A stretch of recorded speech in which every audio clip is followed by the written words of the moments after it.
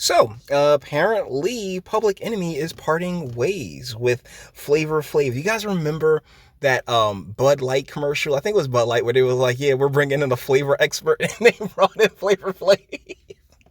Sorry, but Flavor Flav over the past like 20 years or so has become really his own brand. Not really, saying like necessary, because I'm not sure when was the last time Public Enemy like dropped anything. I mean, these guys have been crying about the same conditions that persist to this very moment, to a point where we're at gentrification. Yet, like they profited. They're doing well financially. So, they may sit there scream all this socialism and, we got to do it for the people type shit. But ultimately, yeah, they line in a pocket like the rest of Hollywood. Let's get into this. Public Enemy fire Flavor Flav after Bernie Sanders rally spat.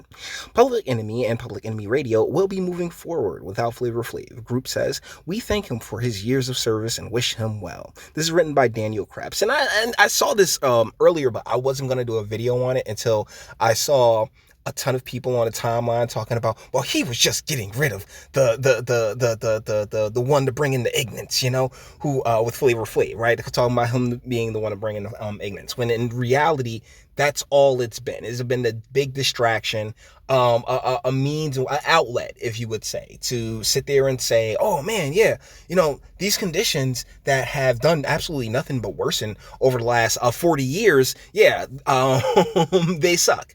We get it. We appreciate it. But ultimately, what has it done? Right? Like, am I missing something? What has, all this music? It's my big problem with the entertainment industry is that, and I point this out with the Oprah stuff a lot. What is your song going to do? What's your dance going to do? How does it fix these problems of poverty? How does it fix the exploitation? Oh wait, it doesn't. It adds into the exploitation. It adds nothing but more grievance points for a lot of the people who take it and ingest it. And honestly, like, when was the last time Public Enemy was all that relevant? Musically, like, they've been propped up as some type of symbol for the revolution. Let me tell you guys something. The revolution has been commercialized. Make absolutely no mistake about it. It's more of a corporate capitalist type thing. And I'm not complaining about it, but I do see where this is insanely disingenuous. Let's keep going. Both Enemy announced that they are permanently moving forward without Flavor Flav. I had to. Firing one of hip-hop's most memorable hype men after more than 35 years. The abrupt dismissal comes just 2 days after the rapper sent a cease and desist letter to Bernie Sanders over Chuck D's concert at the campaign's Los Angeles rally Sunday. Public Enemy and Public Enemy Radio will be moving forward without Flavor Flav, the hip-hop legend said in a brief statement Sunday. "We thank him for his years of service and wish him well." The group reiterated that Public Enemy Radio, a Chuck D-led offshoot featuring DJ Lord, Jahi, and S1Ws, would still perform at the free live-stream Sanders rally gig at 6 p.m. at the Los Angeles Convention Center. The cease and desist letter sent to Sanders Friday by Flavor Flav's lawyer Matthew Friedman accused the campaign of using the hype man's unauthorized likeness, image, and trademark clock to promote the rally, even though Flavor Flav has not endorsed any political candidate. Because let's be real, Flav is a Trump supporter. Can we be... I have absolutely no doubt. Trust me, the way this man has capitalized on his name and his brand, he's a capitalist. Like, bruh, like I remember he had chicken shacks for a while. He's a money-making machine. And there is a point to, he has his main, demo is like, ignorance for the most part. And hey, it's what sells. It was a part of the act. It's what sold. So I'm not going to sit here and knock either Chuck D or Flavor Flav, but ultimately it was more as a distraction. Like that entire Public Enemy act was more of a distraction. It was like, yeah, there's somebody out there speaking truth, but remains to a point where nobody did anything about it. You get what I'm saying? While Chuck is certainly free to express his political view as he sees fit, his voice alone does not speak for Public Enemy, the letter states. The planned performance will only be Chuck D of Public Enemy. It will not be performed by Public Enemy. Those who truly know what Public Enemy stands for know what time it is. There is no Public Enemy without Flavor Flav. To which I kind of have to agree. You know, to an extent, you're kind of locked in together because of like all your classics have Flav all over it. Yeah, he hype man, but at the same time, he's still on the tracks. Flav has not endorsed any political candidate in this election cycle, and the continued publicizing of this grossly misleading narrative is, at minimum, careless and irresponsible, if not intentionally misleading, Friedman added in the letter. It is unfortunate that a political campaign would be so careless with the artistic integrity of the iconoclast figures in American culture. In a handwritten note at the bottom of the cease and desist, Flavor Flav wrote to Sanders, "Hey Bernie, don't do this." Prior to Flavor Flav's firing, and after the hype man accused Sanders of using his unauthorized likeness, image, and trademark clock to promote the rally, Chuck D said of his man made of more than 3 decades, Flavor chooses to dance for his money and not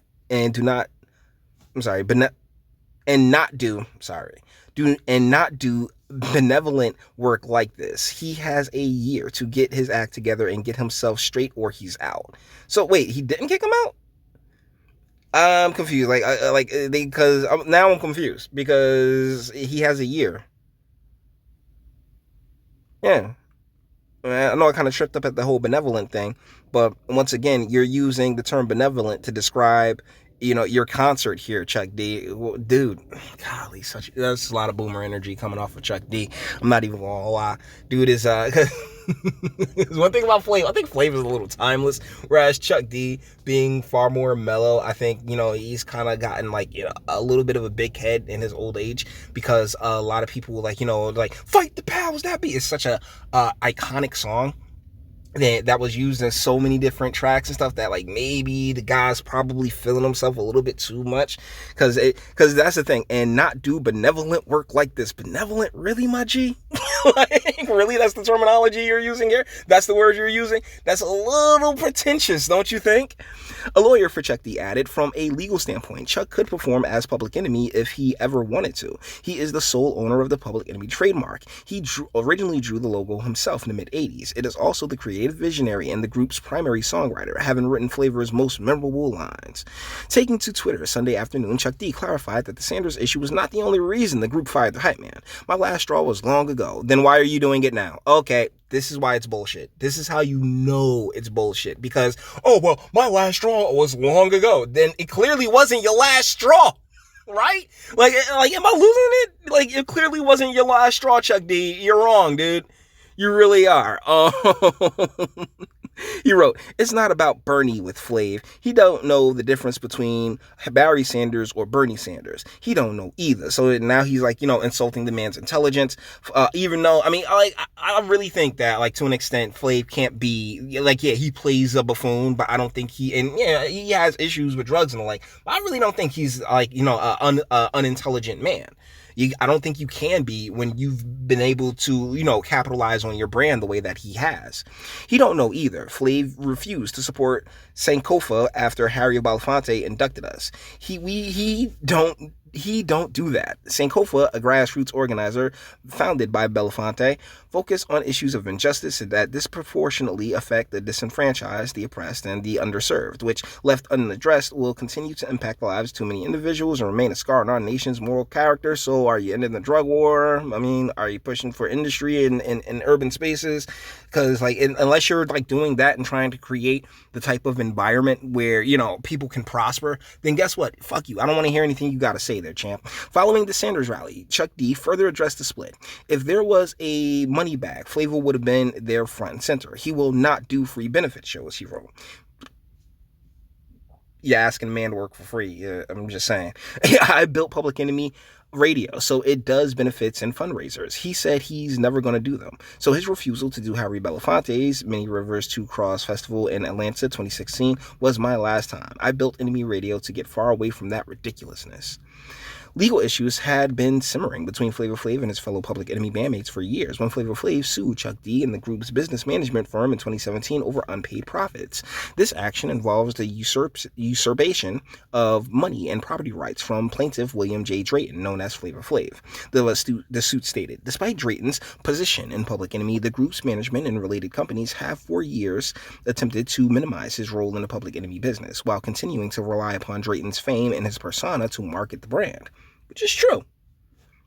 In the lawsuit, Flavor Flav claimed that he and Chuck D had a long-established agreement that profits from their music, merchandise, and concerts would be split between them. Despite that alleged arrangement, Flavor Flav claimed that Public Enemy's business management firm, Eastlink, had not been sending the earnings he is owed, which have diminished to almost nothing, and Drayton has been refused accountings, even on the items bearing his likeness, according to the lawsuit. Flav will be okay. TMZ drama age is beneath me considering our age. Chuck D tweeted at the time, blaming Flavor Flav's new management for the lawsuit. It's low entertainment, but I definitely like to find those 50 songs he wrote. Per court records, the suit against Chuck D was dismissed in January 2019. A judge dismissed Flavor Flav's case against Eastlink in April 2019 after the rapper's legal team missed a filing deadline. Though the hype man appealed the judgment, the case is currently working its way through the United States Court of Appeals, Ninth Circuit per court orders. Public Enemy's statement added that Public Enemy Radio would release a new album in April. Last December, Chuck D's previous project, Prophets of Rage, dissolved following news of Rage Against the Machine's reunion. Prophets of Rage. So what the hell does one have to do with the other? Why can't you and Rage Against the Machine release albums at the same time? You know, I don't get it. Anyways, guys, yeah, this is I can't help but feel like Chuck D is just like really drinking his own, really feeling himself quite a bit, and he's like, like if you sit there and say that you drew the line, or the straw was the camel's back was broken a long time ago, but yet you persisted and kept them and stayed together as a group, then guess what? It wasn't draw. You didn't draw that straw a long time ago. I'm sorry. Like that's not how that works, okay? like this was the tipping point. This pissed you off, and so thusly you're making this move now. And you know what? There's literally nothing wrong with that, but at the same time, don't sit here and pretend like, yo, you're just like don't be such a pretentious dick about it. All right. So, guys, with that being said, we're going to bring this one to an end. All the internet stuff. If you like to toss it, like, dislike, go ahead, do that too. Nobody's scared of you. Sub if you enjoy my fantastic voice. You want to get videos like this every single day. Share because sharing is caring. And YouTube and BitChute and Like aren't the biggest fans of your boy over here for very obvious reasons. Bang the bell for notifications to speak. Let me know. What do you guys think in the comments? Yeah, I mean, like, do you, like, when is a lot, like, do you know anything from Public Enemy outside of Fight Power? Because that's probably their most commercially successful song. I mean, like, by a long shot. I mean, you might be saying, hey, Jay, nah, man, I know the entire catalog, and you could drop, like, every single song they've ever made in the comment section. Perfect. So with that being said, guys, let me know what you guys think in the comments, and until the next one.